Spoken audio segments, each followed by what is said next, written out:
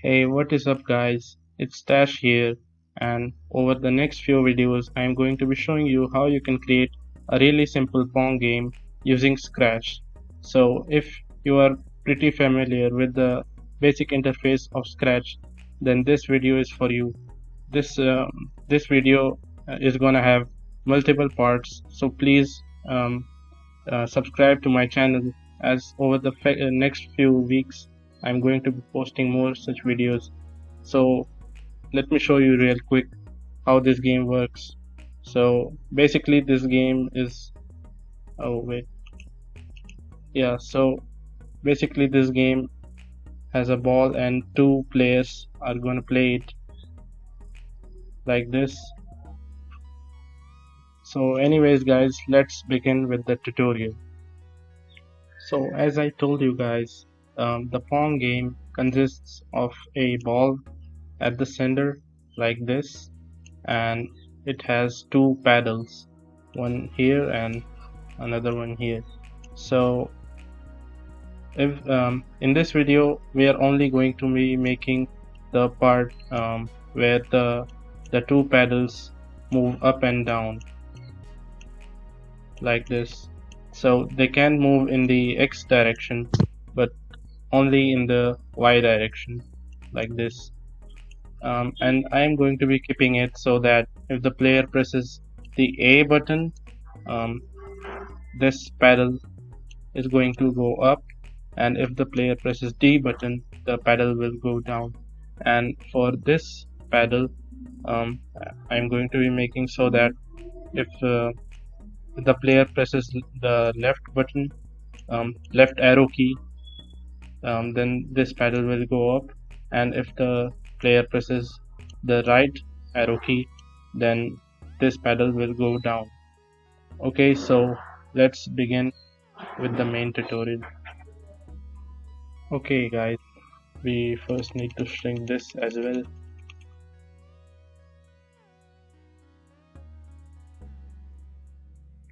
Okay guys, so now that we have made our sprites, we want it so that when the game starts, we need these paddles to be at definite positions, like this paddle should be right here, and this should be right here, and the ball should be right at the center.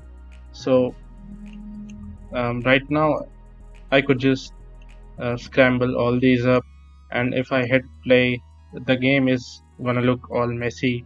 So we need a way to make sure that they stay at right here when the game starts. So guys, if pick this block up, the ball is just going to be at that center place, and we're gonna do the same thing. Yeah, so if I press this flag button, the respective sprites are going to start at at the at their respective position.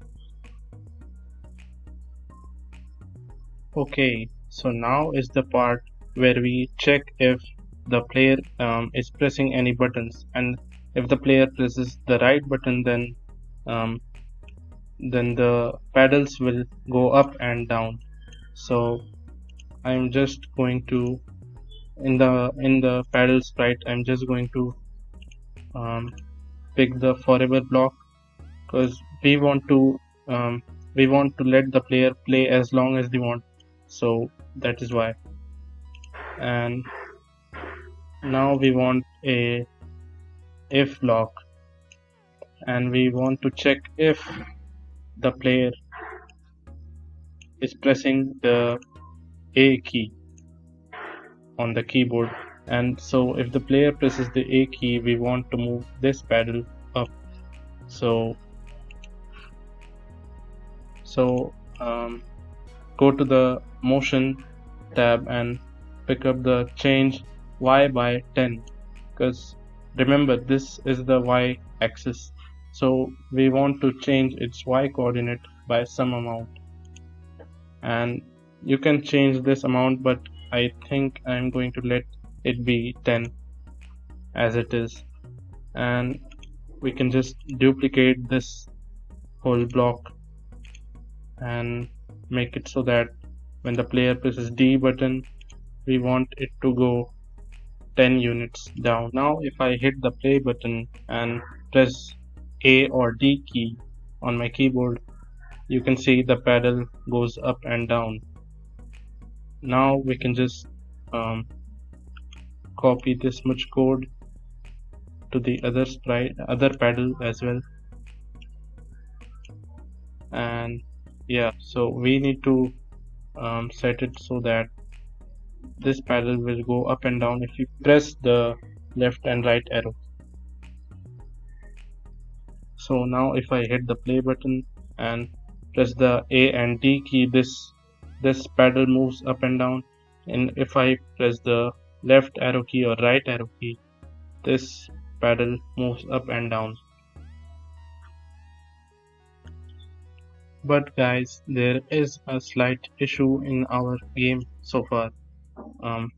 So if I control the paddle, you can see it goes too much. It goes almost past this bar, and we don't want that. We want the paddle to go only like this much into this bar. So what we can do is that we not only want to check if the player is pressing the left or right arrow key, we also want to check so we want to check two things. The first is that the player is pressing the respective keys, and if the Y position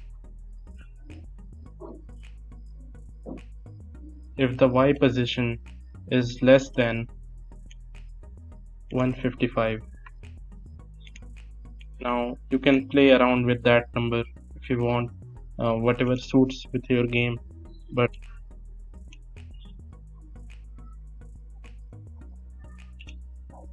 now you can see that if I press the left arrow key, it can't move further than that, and that's what we wanted. So I'm just going to copy the same thing to all both the sprites. So we can just press the duplicate button and put this right here, and make this one right arrow key, and this time we don't want the less than sign, we want the greater than sign, and here we have to put just the negative value of this number, and do the same thing with the other sprite as well.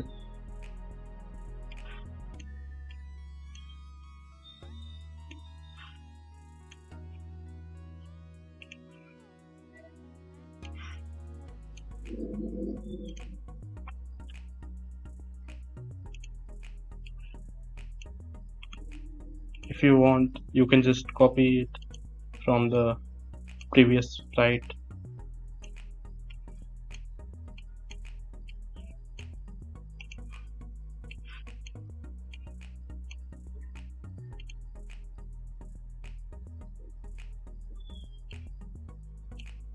And change this. So that is it for this tutorial, guys. As you can see, our final game so far looks like this. So we are done with the two paddles, but in the next part of the series we are going to see how we can move the ball as well. So please consider subscribing to my channel if you want more such videos, which I am going to do in the future, and comment down below what else can I improve in my videos, and thank you guys for watching. I will see you in the next video.